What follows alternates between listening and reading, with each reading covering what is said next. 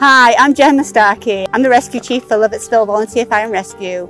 I'm also paramedic with the county and I've been with the system for about 6 years now. I'm Jess Starkie, I'm Gemma's daughter, and I'm a firefighter EMT with Lovettsville Fire and Rescue. And I'm Russ Starkie, I'm a firefighter EMT with Lovettsville.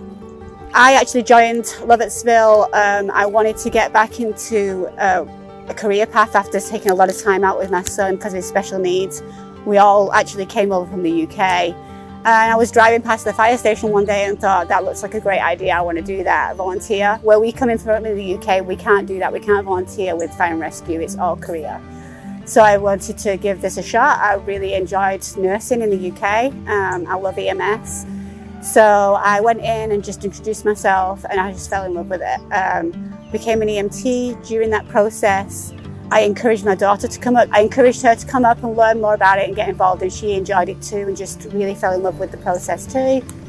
And my husband, he saw that we were doing this and I said, you know, it's really great, you want to come over here, you want to drive lights and sirens. He's really into cars, and he just said, yeah, I'll help, I'll drive, I'll do the thing. And then he got really taken into it as well and became a firefighter and EMT. So I've been inspired by lots of people during my journey. The people at Lovettsville that have really inspired me the most, they've inspired me in different ways, but I would have to say the other people on my officers team, our Fire Chief Tim Dunlap, our President McIntyre, Scott Roder, Mike Baker and Captain Andrew McKenna as well. They've all inspired me in different types of ways as a leader, as a medic. At the county level, I was really inspired by some county providers. Earl Hall was a big inspiration as a preceptor for me, and also Al Pacifico. I look up to him a lot as well. It's hard to pick one person in the system specifically. I mean, obviously my mom got me into it and I just came into it thinking it was just, you know, another hobby or whatever, but I genuinely owe everything I am to this amazing opportunity. And even though I can't really pick any one person in particular, I'd have to say just the entirety of Lovettsville and Loudoun County as a whole, coming so far away from home. I mean, I've only got these two and my brother here family-wise, and I felt so at home here immediately because this is a town where everyone really looks out for each other and takes care of each other, and it was just my way of giving something back, really. So yeah, I'd echo both of those. Obviously, you know, my wife's going to be a big inspiration for me because, yeah, she's awesome. But I think I would want to give the guys down at the training academy a shout out on this one.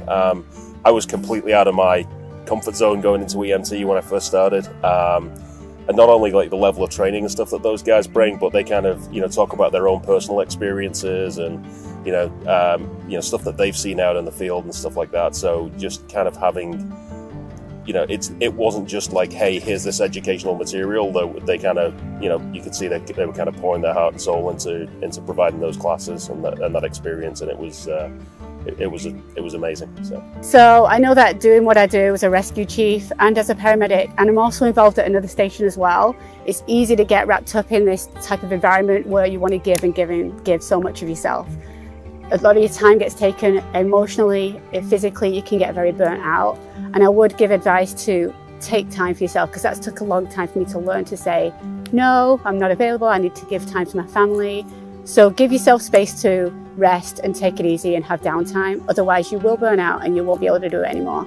And I think that's really important to take that away. I would say, especially when you first starting out, but just in general, talk to people at the station. I mean, you know, there's only so much advice I can give. I've been here quite a few years, but there's people at my station who've been here a lot longer than I have and know a lot more than I have.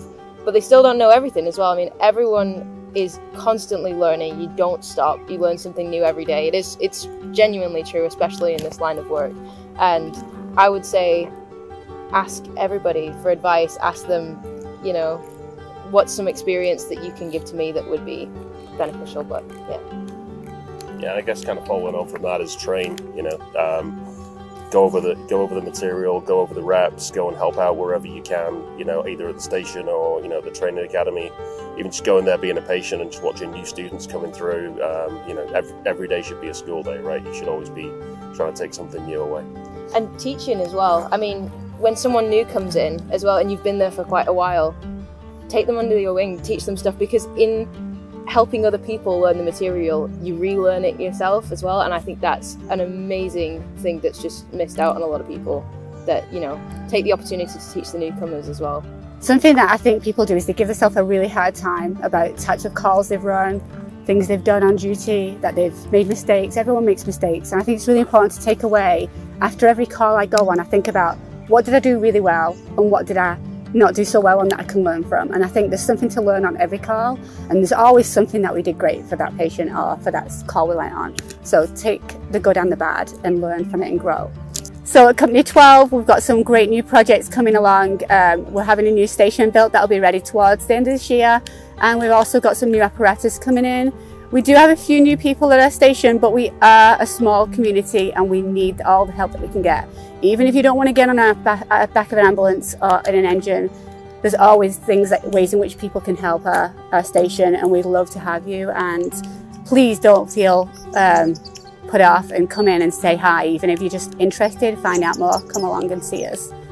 We really would love to have you. So. Yeah.